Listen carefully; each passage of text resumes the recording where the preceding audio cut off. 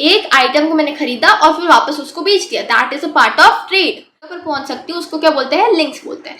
अब जिस जगह पर मैं पहुंच रही हूँ उसको क्या बोलते हैं, नोड। पैसे दोगे तो वो आपका इलाज करेगा, services. Hello academicians and welcome to BM Academia. आज हम क्लास 12th की जो हमारी ज्योग्राफी की बुक है फंडामेंटल्स ऑफ ह्यूमन ज्योग्राफी, उसका चैप्टर नंबर 6 करने वाला है, that is tertiary and quaternary activities.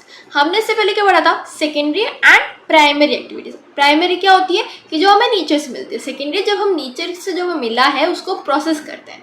अब अगर मैं बोल रही हूँ कि मुझे रॉ मटेरियल्स नेचर से मिले, ठीक है, रॉ मटेरियल्स नेचर से मिले मुझे, सपोज एग्जांपल वीट लेते हैं, तो वीट मुझे नेचर से मिल गया, ठीक है, मुझे वीट मिल गया। अब मैं उस वीट को है ना बिस्किट के अंदर लाना है, तो सबसे पहले तो मैं उसको क्या करूँगी, ट्रांसपोर्ट करूँगी, ठीक है। तो ट्रांसपोर्टेशन किसके अंदर आ जाएगा, टर्शरी के अंदर आ जाएगा, यानी कि जो भी सर्विसेज है वो टर्शरी के अंदर आ जाएगी। अब सपोज मैंने वीट है उसको फैक्ट्री तक पहुँचा दिया, तो मेरा ट्रांसपोर्टेशन हो गया। अब मुझे उस फैक्ट्री से जो बिस्किट बन चुका है, अब मुझे उसको कंज्यूमर के पास पहुंचाना है, जो उसको खरीदने वाला है उसके पास पहुंचाना है, शॉप्स के पास पहुंचाना है, तो उसके लिए वापस ट्रांसपोर्ट लगेगा। तो मेरी सर्विसेज तो लगी ना, और फिर जो शॉपकीपर है वो भी तो बेचेगा, तो वो भी एक सर्विस का पार्ट है, और सर्विसेज जो भी होती है वो टर्शरी सेक्टर का पार्ट होती है। अब टर्शरी तो समझ में आ गया कि भाई सर्विस बहुत सारी चीज़ें हैं, सर्विस हो गई, ट्रांसपोर्टेशन हो गया, बहुत सारी चीज़ें आ जाती है टर्शरी के अंदर। अभी क्वाटरनरी क्या है, क्वाटरनरी तो भाई हमने अभी अभी सुना है, अभी तो हमें पता ही नहीं है क्या ही है क्वाटरनरी, यानी कि वो सारी एक्टिविटीज़ जो क्या हो, नॉलेज को यूज़ ले, ठीक है, जिसके अंदर नॉलेज काम आए, वो सारी आती है क्वाटरनरी। अब इसके अंदर भी एक क्यूनरी आती है, क्वाटरनरी आती है, तो उसको हम आगे इस चैप्टर के अंदर पढ़ेंगे। चलिए अभी शुरू करते हैं। अब बात करते हैं, देखो सर्विसेज क्या होती है, ऐसी स्किल्स होती है, ठीक है। Services are what, they are the skills, services are the special skills जिसको हम ले सकते हैं इन एक्सचेंज ऑफ पेमेंट। अगर आप पैसे दोगे तो आपको सर्विस मिलेगी। डॉक्टर है, डॉक्टर के पास जाओगे, वो ऐसे फ्री में इलाज नहीं करने वाला, उसको आप पैसे दोगे तो वो आपका इलाज करेगा। सर्विसेज आपको कैसे मिलेगी, इन एक्सचेंज ऑफ पेमेंट्स। और हर जगह आप देखो, कोई भी प्रोफेशनल स्किल्स होगी ना, उसके लिए आपको पेमेंट तो ऑब्वियसली चाहिए। और अगर आप सपोज आप किसी को सर्विस दे रहे हो, यानी आप डॉक्टर हो और आप किसी को दे रहे हो, तो आपको क्या चाहिए, नॉलेज होनी चाहिए, आपको ट्रेनिंग होनी चाहिए, ठीक है, प्रैक्टिकल ट्रेनिंग होनी चाहिए कि आपको कैसे काम करना है, उसकी ट्रेनिंग होनी चाहिए, ठीक है। अब यहाँ पे मैन पावर बहुत ज़्यादा इंपॉर्टेंट कंपोनेंट प्ले करती है। क्यों, देखो कोई भी ऐसी चीज़ है ना, हर जगह रोबोट नहीं आ सकता, आपको क्या चाहिए, मैन पावर तो चाहिए ही चाहिए। ये तो आपको ट्रेनिंग, जो ट्रेनर्स है उसके लिए भी मैन पावर चाहिए, जो आपका लेबर है उसके लिए भी मैन पावर चाहिए, ठीक है। बहुत ज़्यादा आपको मैन पावर की रिक्वायरमेंट होती है। देखो पहले जब आप है ना डेवलपिंग कंट्रीज पर जाओगे ना, तो वहाँ पे क्या है, ज़्यादातर लोग क्या है, प्राइमरी एक्टिविटीज़ के लिए वर्क करते हैं। हमने 1000 बार पढ़ चुके हैं, ठीक है। वापस एक बार रिवाइज कर रहे हैं कि जो इनिशियल पीरियड्स होते हैं डेवलपमेंट के, यानी जो डेवलपिंग कंट्रीज होती है, अंडर डेवलप्ड कंट्रीज होती है ना, वो प्राइमरी एक्टिविटी में सबसे ज़्यादा लोग इंगेज रहते हैं। जबकि जो डेवलप्ड नेशंस है उसके अंदर क्या होगी, सेकेंडरी एक्टिविटी के अंदर थोड़े लोग इंगेज रहेंगे और टर्शरी के अंदर मैक्सिमम लोग इंगेज रहेंगे, ठीक है। I hope that's clear. अब बात करते हैं हम प्रोडक्शन एंड एक्सचेंज की। देखो टर्शरी के अंदर क्या होता है, जैसे हमने बोल रहा हूँ, सपोज आपने है ना कुछ प्रोड्यूस किया, ठीक है, एंड देन देखो आपने है ना बिस्किट प्रोड्यूस किया, अब उसको है ना आपको चेंज करना है इन एक्सचेंज ऑफ पेमेंट, तो क्या होगा, वो एक्सचेंज आ जाएगा। एक्सचेंज के अंदर आपको क्या चाहिए, ट्रांसपोर्ट चाहिए, ट्रेड चाहिए, कम्युनिकेशन चाहिए, ताकि जो डिस्टेंस है, मतलब अगर आपकी फैक्ट्री है और आपसे उस दुकान का जो डिस्टेंस है ना, उसको कवर करने के लिए आपको क्या चाहिए, ट्रेड चाहिए और ट्रांसपोर्ट चाहिए और कम्युनिकेशन भी चाहिए होते हैं। प्रोडक्शन यानी कि हम ऐसे सर्विसेज को प्रोड्यूस करें, ऐसे गुड्स को प्रोड्यूस करें जिन्हें कंज्यूम किया जा सके, जिन्हें लिया जा सके। और आउटपुट कैसे मेजर करते हैं, भाई कितना इसने प्रोड्यूस किया। आप ध्यान रखना, जब भी आप जीडीपी मेजर करते हो ना, वो उसके अंदर आप क्या मेजर करते हो कि वेजेस कितनी है, सैलरीज कितनी है, उसके अंदर मेजर करते हैं। ऐसा तो नहीं है क्वालिटेटिव आप बार्टर सिस्टम को मेजर कर सकते हो, नहीं कर सकते। आपको क्या चाहिए, एक फिक्स्ड क्वांटिटेटिव वैल्यू चाहिए, यानी कि एक नंबर चाहिए जिसको आप मेजर कर सकते हो, ठीक है। अब यहाँ पे आपको कमर्शियल आउटपुट ऑफ सर्विस देखते हैं, टेंजिबल गुड्स को हम नहीं देखते, ठीक है। कमर्शियल आउटपुट ऑफ सर्विस लेते हैं, टेंजिबल गुड्स, टेंजिबल यानी जिसको हम टच कर सकते हैं, उसको हम नहीं देख सकते। मतलब देखो सपोज टर्शरी एक्टिविटी के अंदर आपने ना बिस्किट प्रोड्यूस किया, हम उसको थोड़ी ना ले रहे, हम तो क्या ले रहे हैं, जो ट्रेड है, जो सर्विसेज है उसको हम ले रहे हैं। ठीक है, रॉ मटेरियल्स को कैसे प्रोसेस किया है उसको हम नहीं ले रहे। ठीक है, अब जैसे मैं बोल रही हूँ कि जो प्लम्बर है, जो इलेक्ट्रिशियन है, ठीक है, जो भी आपकी सर्विसेज प्रोवाइड कर रहा है ना, वो टर्शरी सेक्टर का पार्ट हो जाएगा। अब मैं आपको एक सिंपल सा क्वेश्चन पूछती हूँ, बहुत ही सिंपल है, अभी तक आपको पूरा समझ में आ गया होगा कि सेकेंडरी एंड टर्शरी के अंदर फर्क क्या होता है। सेकेंडरी एक्टिविटीज कैसे प्रोडक्शन हुआ है, टेक्निक्स क्या है, ठीक है, मशीन्स कौन सी है, और टर्शरी एक्टिविटीज यानी कि कौन सा स्किल यूज हुई है, ठीक है, उसका उस बंदे का एक्सपीरियंस कितना है, नॉलेज कितनी है, ठीक है, उसकी सर्विसेज कौन सा दे रहा है, वो ट्रेड कैसा है, ट्रांसपोर्ट कैसा है, और सर्विसेज कैसी है, ये सब यूज होता है टर्शरी के अंदर। अब मैं आपको बोल रही हूँ कि जो टर्शरी सेक्टर है उसके अंदर कौन कौन सी चीज़ आती है। सबसे पहले आ जाता है trade and commerce. Trade and commerce क्या होती है, सबसे पहले ट्रेड समझ दो।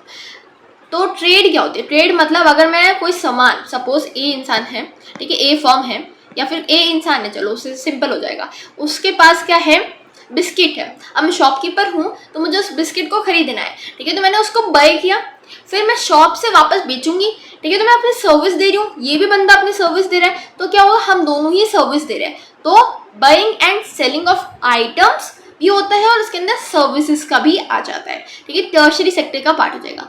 एक आइटम को मैंने खरीदा और फिर वापस उसको बेच दिया, that is a part of trade. ठीक है, ट्रेड क्या होती है कि मैं एक आइटम को खरीद रही हूँ और वापस बेच रही हूँ। अब यहाँ पे दो चीज़ आती है, एक रिटेल, एक होलसेल ट्रेडिंग। और ट्रेड आपको हमेशा ध्यान रखना है कि अगर गवर्नमेंट करिए तो वो क्या होगी, वेलफेयर के लिए होगी, पर गवर्नमेंट नहीं करती ज़्यादातर जो कौन करता है, वो करता है प्राइवेट ओनर्स। और प्राइवेट ओनर्स किसके लिए काम करते हैं, प्रॉफिट के लिए। ठीक है, तो profit is the main requirement. अब यहाँ पे ट्रेड के लिए सपोज इसने ना बहुत सारे बिस्किट बनाए, तो है ना इसने उसको ट्रांसपोर्ट कर दिया एक जगह पर, ठीक है, सपोज दिल्ली में बनाए थे और है ना इसने जयपुर के अंदर ट्रांसफर कर दिया उसको, तो एक प्रोडक्शन हाउस होता है, ठीक है, मतलब कलेक्शन पॉइंट होता है जिसके अंदर सारे के सारे बिस्किट आ गए, वहाँ पे कलेक्ट हो गए। अब इस पॉइंट से क्या होंगे, जयपुर के जितने भी शॉपकीपर्स है ना वहाँ उनके पास बिस्किट पहुँच जाएंगे। और ये अमेजोन फॉलो करता है, बहुत सारे हर जगह फॉलो होता है ये। तो आपको यहाँ पे क्या समझ में आया, सबसे पहले इसने यहाँ पे भेजा तो यहाँ पे क्या हो गए, कलेक्ट हो गए। अब यहाँ से कहीं जाएंगे तो वो डिस्ट्रीब्यूट हो जाएंगे। तो यहाँ पे जो ट्रेडिंग सेंटर्स है उसके लिए कलेक्शन पॉइंट भी होता है और डिस्ट्रीब्यूशन पॉइंट भी होते हैं। अब ट्रेडिंग सेंटर्स कितने होते हैं भाई, ट्रेडिंग सेंटर्स 3 तरह के होते हैं। ठीक है, मेनली 2 तरह के होते हैं, बट उसके अलावा भी एक और एक्स्ट्रा टाइप है, ठीक है, उसको हम समझेंगे। सबसे पहले होता है rural marketing centre. Rural area में आप जाओगे ना, वहाँ पे आपको इतनी दुकानें नहीं मिलेगी देखने को। तो वहाँ पे क्या होता है कि आप है ना नॉर्मल जो बेसिक सर्विसेज होती है उसको आप ले सकते हो। ठीक है, तो उसको हम बोलते हैं क्वासी अर्बन या रूडिमेंट्री सर्विसेज।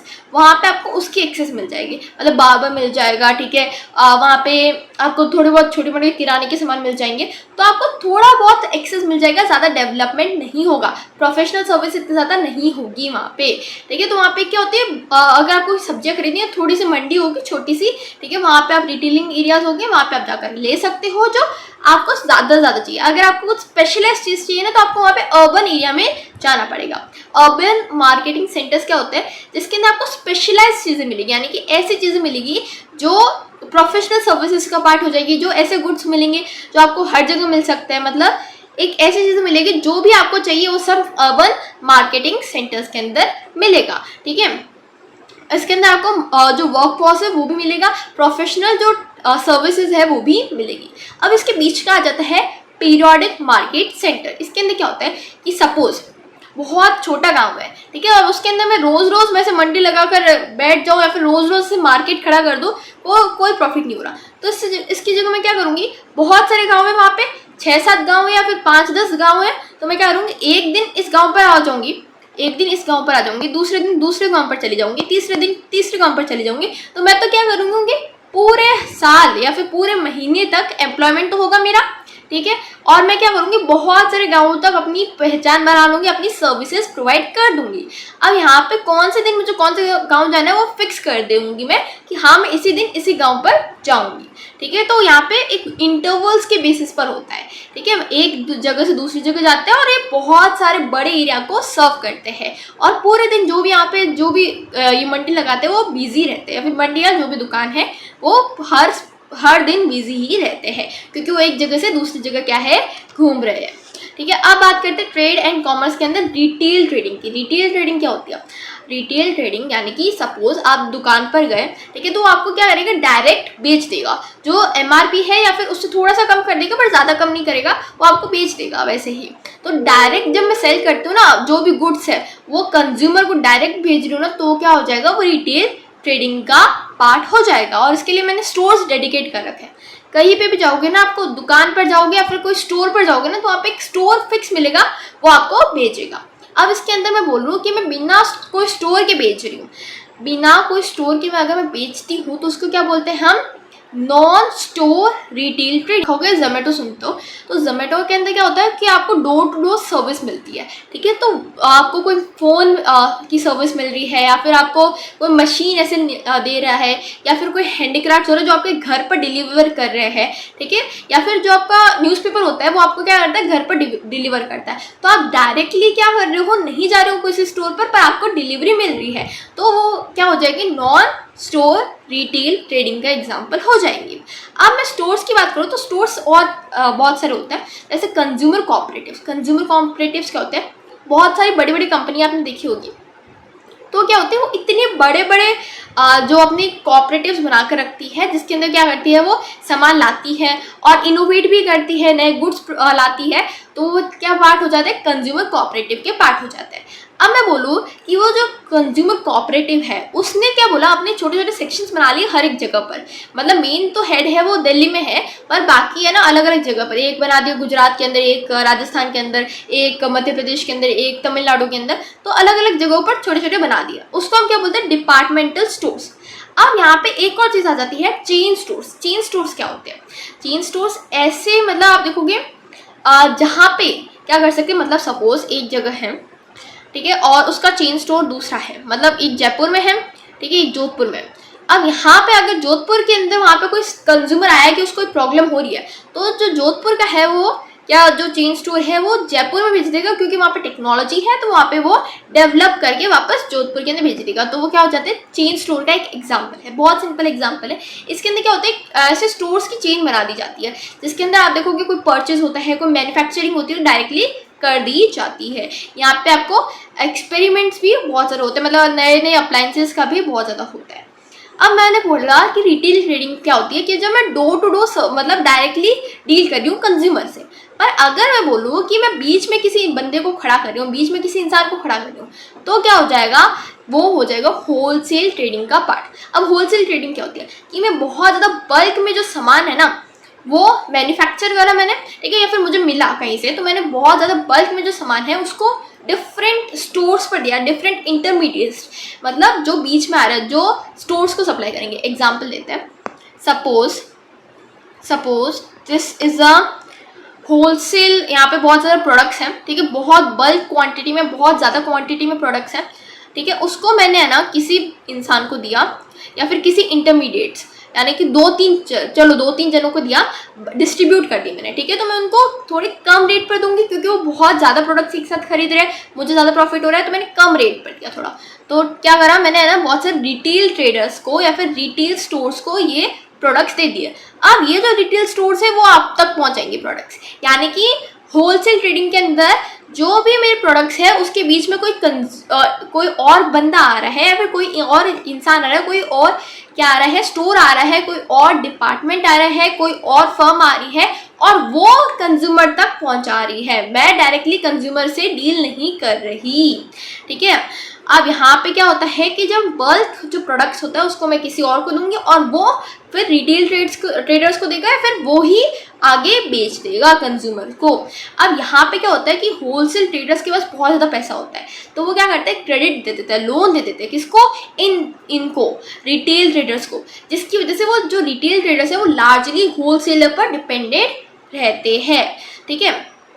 अब हम बात करने वाले नेक्स्ट हमारे जो क्या है, ट्रांसपोर्ट की। अब ट्रांसपोर्ट क्या होता है, देखो ट्रांसपोर्ट अगर मैं बोलूँ तो मूवमेंट है, किसका मूवमेंट है, transport is the movement of goods, people and materials, मतलब कोई मटेरियल्स है, रॉ मटेरियल हो गया, कोई भी मटेरियल होगा, जो लोग हैं उनका मूवमेंट, और जो वहाँ के उनके जो गुड्स है, जो भी वो सामान बेच रहे हैं उनका मूवमेंट, वो क्या हो जाता है ट्रांसपोर्ट, जो फिजिकल मूवमेंट होता है। ऐसा नहीं है कि ऑनलाइन भेजा वो ट्रांसपोर्ट हो जाएगा, नहीं, जो फिजिकल मूवमेंट है वो ही ट्रांसपोर्ट होगा, ठीक है, जिसके अंदर क्या होता है वैल्यू हर बार इंक्रीज होती है। मतलब अगर मैं देखूँ ट्रांसपोर्टेशन, आपने कॉस्ट सुना होगा हर बार कि सपोज मेरी है ना, जो मैंने बनाई प्रोडक्शन कॉस्ट तो मेरी है कितनी 20 रुपये, पर मैं उसको इतना दूर तक पहुंचा रही हूँ तो मेरी 20 रुपये और ऐड कर लिए मैंने, ताकि मेरी ये जो पहुंचाने की जो फ्यूल है, जो भी जो इंसान लेकर जा रहा है उसको भी तो पैसे देने होंगे ना, तो ये सारी कॉस्ट भी कवर हो जाए और मैं यहाँ तक पहुंचा दूँ, तो उसको बोलते हैं ट्रांसपोर्टेशन कॉस्ट, ठीक है। अब यहाँ पे कि कितना डिस्टेंस ट्रेवल किया, तो मैं कैसे बोलूँगी, आप बोलोगे यार किलोमीटर के अंदर मेजर कर लो, रूट का डिस्टेंस है, बट कॉस्ट को मैं कैसे मेजर करूँगी, कॉस्ट को मैं किस तरह से मेजर कर सकती हूँ कि मुझे कितना एक्सपेंसेस मिला। अब मैं बोलूँ यार मुझे टाइम भी तो बहुत लगा, तो वो क्या हो जाएगा टाइम डिस्टेंस। तो डिस्टेंस 3 तरह के होते हैं, किलोमीटर डिस्टेंस जिसके अंदर टोटल किलोमीटर कैलकुलेट कर लूँगी, टाइम डिस्टेंस कितना टाइम लगा मुझे, एंड कॉस्ट डिस्टेंस यानी कि मेरे एक्सपेंसेस कितने हुए ट्रैवलिंग के बाद। अब यहाँ पे एक बहुत इंपॉर्टेंट कंसेप्ट आता है, दैट इज इजोक्रोन लाइन्स। इजोक्रोन लाइन्स क्या होती है, इजोक्रोन लाइन्स क्या होती है, देखो अगर मैं बोलूँ कि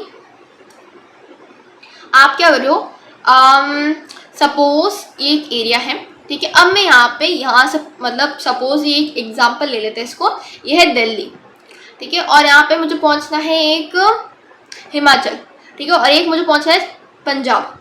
अब मैं बोल रही हूँ कि मुझे यहाँ तक पंजाब तक पहुँचने के लिए दिल्ली से उतना ही टाइम लगा जितना मुझे क्या है हिमाचल पहुँचने में लगा, तो मेरा टाइम इक्वल हो गया ना, और उसको ही हम क्या बोलते हैं इजोक्रोन लाइन्स, जिसके अंदर मैं बोलूँ कि जहाँ तक मुझे बोलना है ना, ये पूरी एक लाइन हो गई जिसके अंदर मुझे हर जगह जा रहा हूँ मैं, टाइम इक्वल लग रहा है, मुझे टाइम है ना सेम लग रहा है कहीं पे भी जाने के लिए, ठीक है, equal in terms of time taken to reach that place.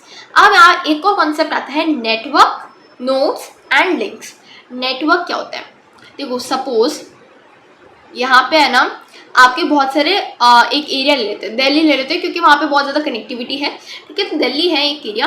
अब यहाँ पे बहुत सारे जगह से दिल्ली के पास में क्या आ रहे हैं, रोड्स है बहुत सारी, ठीक है, एयरवेज भी हो गए या फिर वाटरवेज हो गए, ठीक है, तो हम कुछ भी लेना तो एक ट्रांसपोर्ट के लिए लिंक है, और उसको हम क्या बोलते हैं लिंक बोलते हैं। मतलब जो भी रूट है जिससे मैं क्या पहुंच सकती हूँ, जगह पर पहुंच सकती हूँ, उसको क्या बोलते हैं लिंक्स बोलते हैं।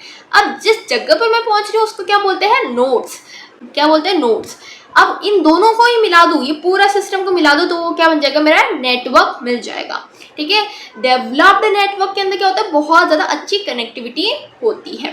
पर अब मैं बोलूँ यार ट्रांसपोर्टेशन तो हो रहा है, पर मैं किस बेसिस पर डिसाइड कर सकती हूँ कि अच्छा ट्रांसपोर्टेशन होगा या नहीं होगा। मैं डिसाइड कर सकती हूँ 2 चीज़ों पर, डिमांड कितनी है, कोई भी गुड्स की या फिर कोई भी चीज़ की डिमांड कितनी है, उसकी वजह से ट्रांसपोर्टेशन डेवलप होगा। आप देखोगे जहाँ पे क्या है पॉपुलेशन ज़्यादा है वहाँ पे ट्रांसपोर्टेशन भी अच्छा है, और जहाँ पे पॉपुलेशन कम है जैसे विलेजेस वहाँ पे ट्रांसपोर्टेशन इतना ज़्यादा अच्छा नहीं है, ठीक है। अब मैं बोल रही हूँ कि वहाँ पे सपोज आप पहाड़ पर बोल रहे हो कि पहाड़ पर पॉपुलेशन है यार, मतलब ऐसा नहीं होती, पॉपुलेशन कम ही होती है, बट इन द केस आपको एक्सप्लेन करने के लिए ले लेते हैं कि पॉपुलेशन है पहाड़ पर वहाँ पे क्या है लोकेशन ऐसी है कि वहाँ पे जो रोड्स है वो नहीं बन सकती, तो क्या रोड बनेगी, नहीं बनेगी, तो वो लोकेशन कैसी है, ठीक है, ट्रेड कैसा है, इन सब पर भी डिपेंड करती है, ठीक है, 2 चीज़ों पर डिपेंड करते हैं, डिमांड एंड जो रूट्स कैसे हैं वहाँ पे ट्रेड के लिए, मतलब बना सकते हैं क्या नहीं बना सकते। अब बात करते हैं कम्युनिकेशन की। कम्युनिकेशन क्या होता है, कम्युनिकेशन यार सिंपल सा होता है कि मैं बातचीत कर रही हूँ, मैं जो भी अपने आइडियाज़ पहुँचा रही हूँ आपसे अभी तक पहुँचा रही हूँ, आप मोबाइल के जरिए देख रहे हो या फिर लैपटॉप के जरिए देख रहे हो, तो वो क्या होगा कम्युनिकेशन हो जाएगा। पर पहले के टाइम पर क्या होता था, पहले के टाइम पर क्या होता था, अगर मैं किसी को कोई मैसेज दे रही हूँ तो मैं राइटिंग में देती थी, उसको फिजिकली यानी एक इंसान आएगा, वो क्या करेगा, उसको सपोज एक जगह से दूसरी जगह वो घुड़सवारी घोड़े को लेकर या फिर ऐसे पैदल जाएगा। तो पहले के ज़माने में जो ट्रांसपोर्टेशन सिस्टम होता था ना, जो ट्रांसपोर्टेशन लाइन होती थी वही कम्युनिकेशन की भी लाइन होती थी, और जितना अच्छा ट्रांसपोर्ट होगा उतना ही अच्छा कम्युनिकेशन होता था। पर अभी देखो मोबाइल फ़ोन्स आ गए, आप देख रहे हो, तो आपको एक ट्रांसपोर्टेशन की कोई रिक्वायरमेंट नहीं है, ठीक है। पहले के टाइम पर क्या था, पोस्ट ऑफिसेस वो होते थे जिसके अंदर क्या होता था, बहुत ज़्यादा लार्ज अमाउंट में मेल्स आते थे और वो क्या करते थे, ट्रांसपोर्ट करते थे, और उससे ही क्या होता था, कम्युनिकेशन होता था। अभी भी इम्पॉर्टेंट है, अभी भी ऐसा नहीं है कि नहीं इम्पॉर्टेंट है, बट फिर भी इनका जो है सिग्निफिकेंस वो कम हो गया है, ठीक है।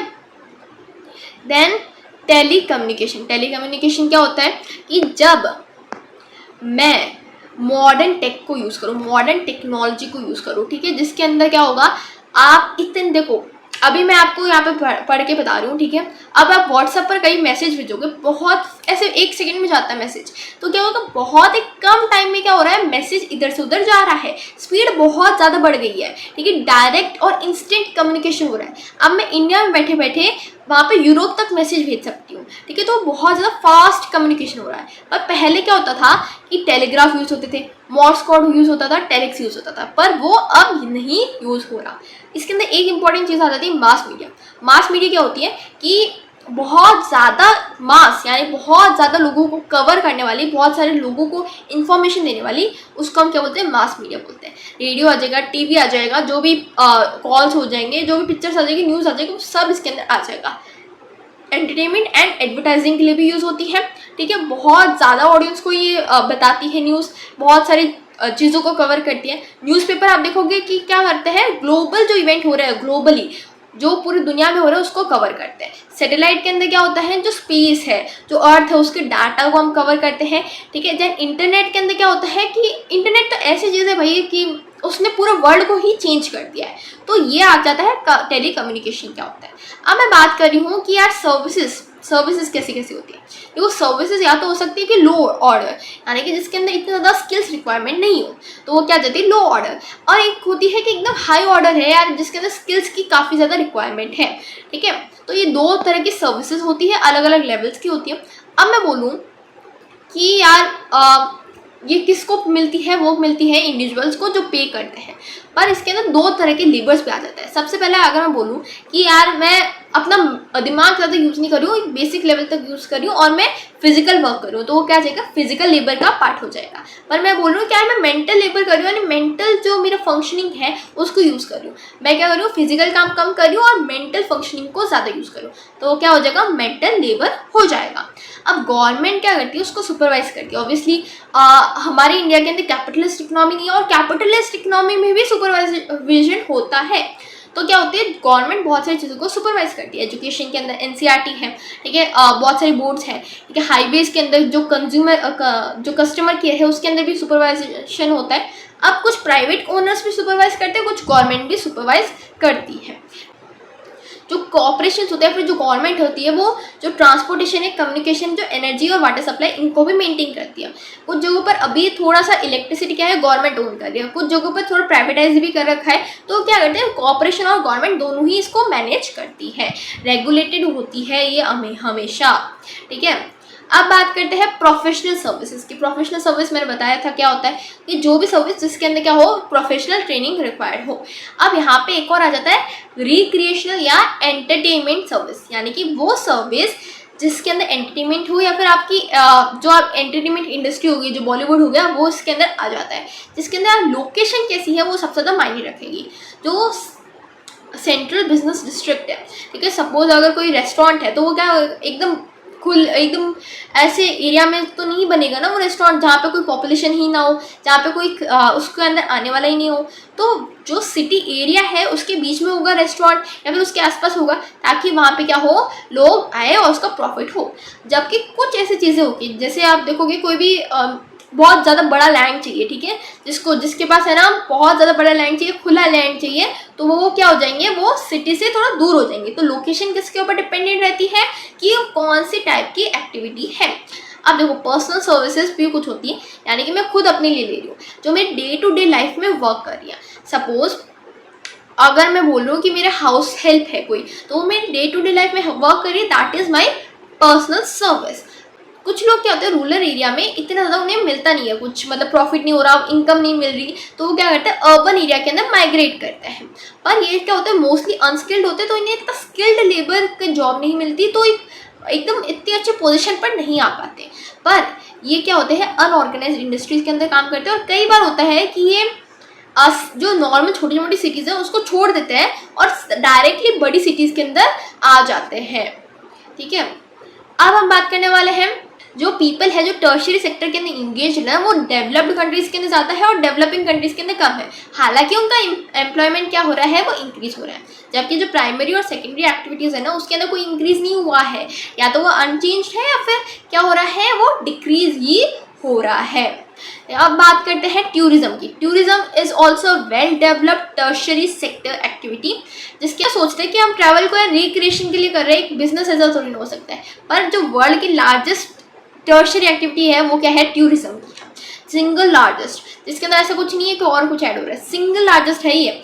250 मिलियन जॉब्स इसके अंदर है, 40% of the total GDP of the world ये इसके अंदर ऑक्यूपाई होता है, जिसके अंदर आप देखोगे जो अकोमोडेशन, आप कहीं पे जाते हो घूमने के लिए तो रहने के लिए आपको चाहिए, खाने के लिए चाहिए, ठीक है, ट्रांसपोर्टेशन फैसिलिटी होनी चाहिए, एंटरटेनमेंट होना चाहिए, वहाँ पे एक्टिविटीज़ होनी चाहिए, ठीक है, शॉप्स भी होनी चाहिए, आर्टिफैक्ट्स की जो शॉप्स होती है, जो हैंडीक्राफ्ट्स की जो शॉप्स होती हैं, तो वो क्या करती है, लोगों को अकोमोडेशन देती है, लोगों को फिर वो क्या करती है, लोगों को जॉब्स देती है, जिसके अंदर आप देखोगे इंफ्रास्ट्रक्चर डेवलप होता है जिस जगह पर टूरिज्म बहुत ज़्यादा है, ठीक है, ट्रेडिंग अच्छी होती है, क्राफ्ट इंडस्ट्रीज भी बहुत ज़्यादा होती है, सोवेनियर्स यानी कि जो आप याद में लेकर जाते हो उस जगह की, वो भी वहाँ पे डेवलप होते हैं, वो भी उसकी भी इंडस्ट्रीज भी डेवलप होती है।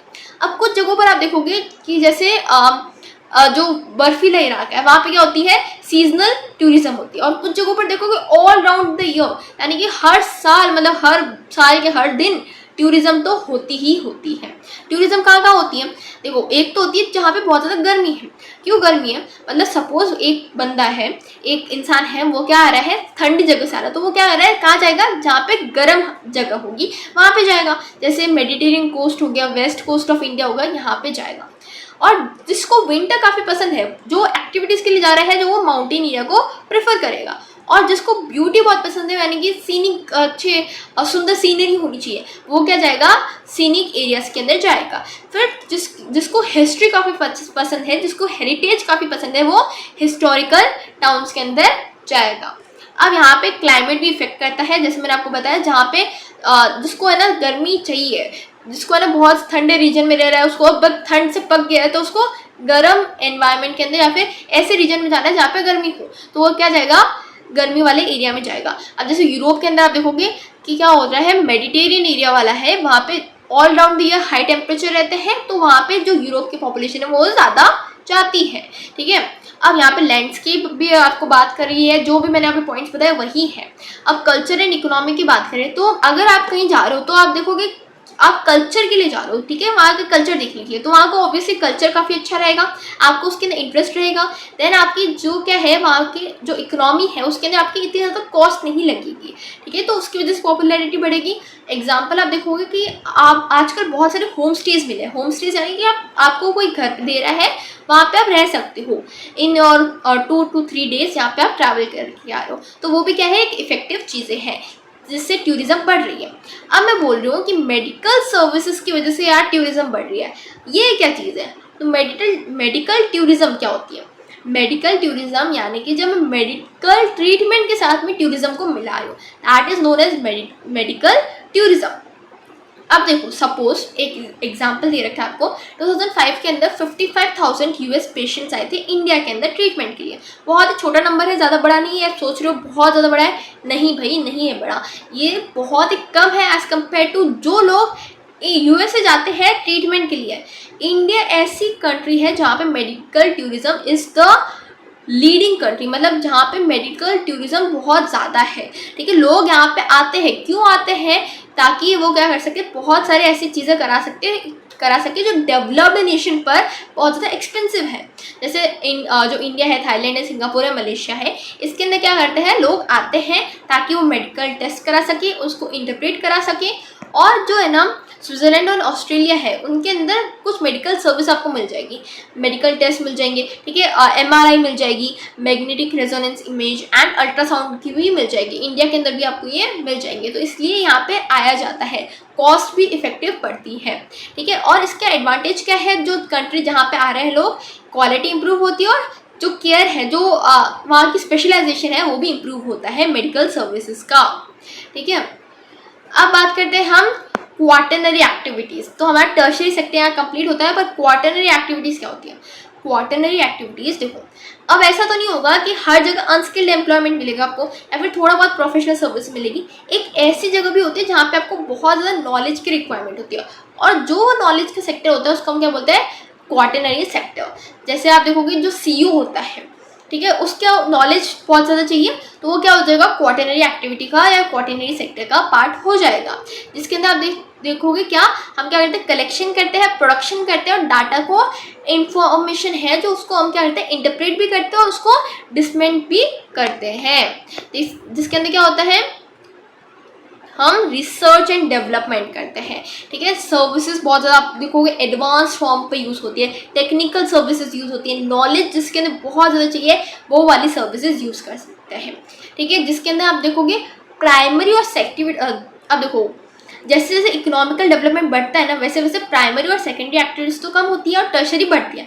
टर्शरी के अलावा क्या होती है, जो नॉलेज सेक्टर है, जो क्वाटरनरी सेक्टर है, उसके अंदर सबसे ज़्यादा बढ़ती है, ठीक है। तो over half of the workers in developed nation, क्या ध्यान रखना, डेवलप्ड और डेवलपिंग में बहुत ज़्यादा फर्क आता है। डेवलप नेशन नॉलेज सेक्टर के अंदर एम्प्लॉयड है, यानी कि ये जो डेवलप नेशन है उसके अंदर मैक्सिमम लोग क्या है, नॉलेज सेक्टर के अंदर एम्प्लॉयड है, जिसके अंदर आप देखोगे बहुत सारी चीज़ें आ जाएंगी, जो क्या है, कंसल्टेंट्स है, जो टेक्स्ट मैनेजर्स है, जो सॉफ्टवेयर्स है, डेवलपर्स है, सब आ जाएंगे, जो आपकी स्कूल्स के अंदर है वो भी आ जाएंगे, ठीक है। पर आप देखोगे इसको हम सिर्फ एक रीजन बाउंड नहीं है, ठीक है, या फिर एक ही जगह पर बोलूँ, रिसोर्स बाउंड नहीं है ये, इसको मैं क्या कर सकती हूँ, मूव भी कर सकती हूँ और आउटसोर्सिंग भी कर सकती हूँ। अब आउटसोर्सिंग क्या है, आउटसोर्सिंग, चलो समझते हैं आउटसोर्सिंग क्या है।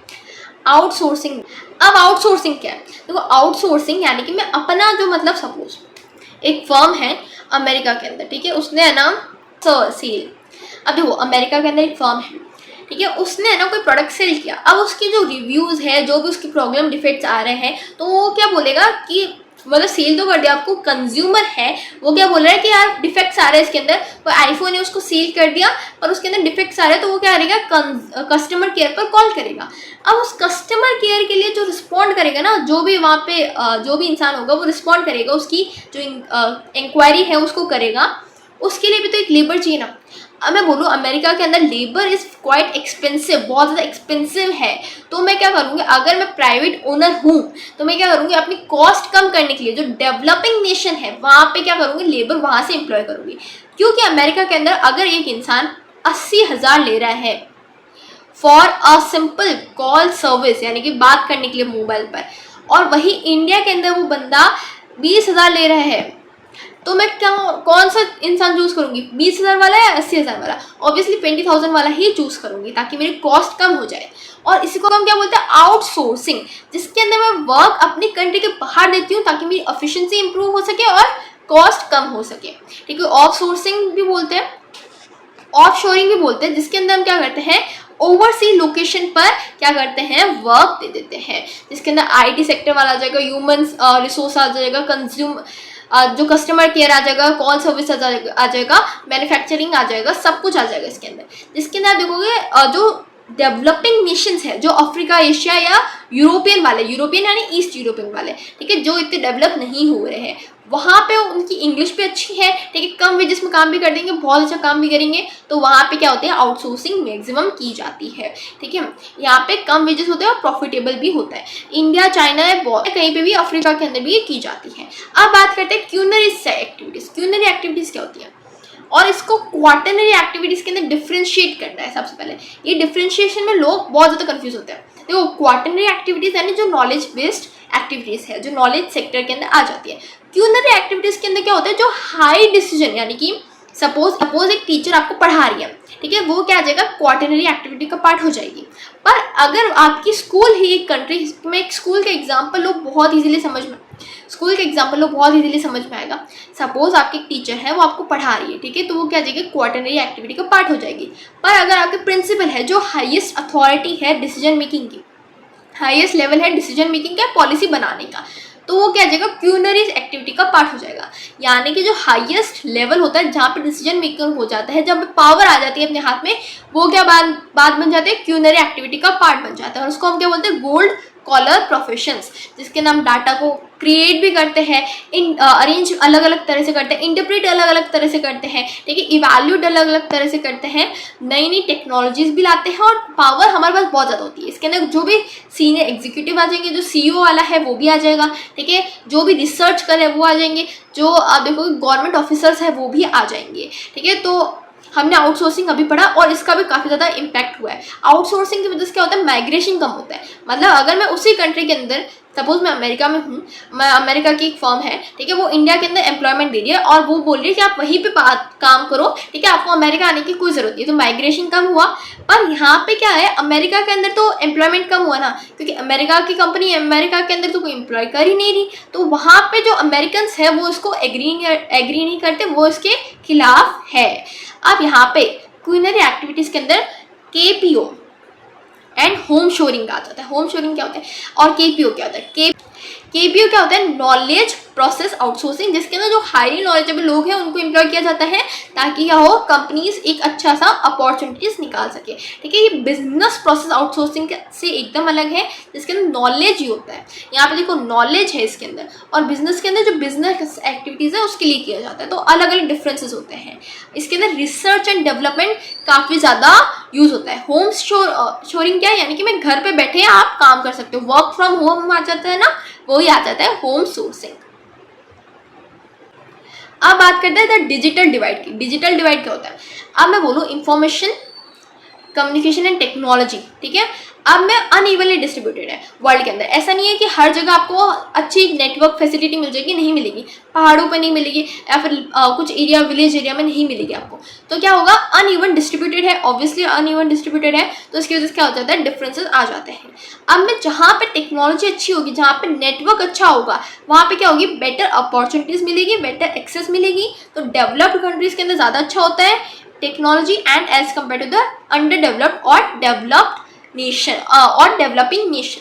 अब डेवलपिंग नेशन अगर बहुत ज़्यादा बड़ा है तो उनके अंदर भी डिफरेंसेस आते हैं। जैसे इंडिया है, इंडिया के अंदर कहीं पे गांव पर जाओगे इतनी अच्छी नेटवर्क नहीं मिलेगा, और शहर में जाओगे वहीं अच्छा नेटवर्क मिलेगा, और एक अच्छी सिटी पर जाओगे वहाँ पे ज़्यादा अच्छी कनेक्टिविटी मिलेगी, रूरल एरिया में नहीं मिलेगी। तो इससे भी फ़र्क आता है, यानी कंट्री के अंदर भी कंट्री डिवाइड होता है या डिजिटल डिवाइड होता है, और कंट्री के इंटरनेशनल भी होता ही है, ठीक है। अब हम बात करने वाले हैं जो कॉलर वर्कर्स है। यहाँ पे आपको लिस्ट दे रखी है जिसको आप याद कर सकती हो, ठीक है, क्योंकि आने वाले चैप्टर्स के अंदर, पहले वाले चैप्टर्स के अंदर आ चुका है। रेड यानी कि जो मैनुअल लेबर के अंदर इंगेज होता है। गोल्ड यानी हमने इस चैप्टर के अंदर पढ़ा जो क्या करे, पॉलिसी मेकर्स करे, यानी कि जो क्यूनरी एक्टिविटीज़ का पार्ट है। वाइट यानी कि जो ऑफिस वर्क कर रहे हैं, ठीक है। ग्रे यानी कि जो रिटायरमेंट के टाइम पर है, जो रिटायर हो चुके हैं। ब्लू यानी कि ठीक है, जो फैक्ट्री के अंदर काम कर रहे हैं। पिंक यानी कि जो ट्रेडिशनली वुमेन करती थी, अब तो हर कोई इंसान कर रहा है, जैसे टीचर्स हो गए या नर्सेस हो गए। और इसी के साथ हमारा चैप्टर कंप्लीट हो जाता है। पर अगर आपको इस चैप्टर के नोट्स चाहिए, please join our Telegram channel, the link is in description box, and don't forget like, share and subscribe the channel.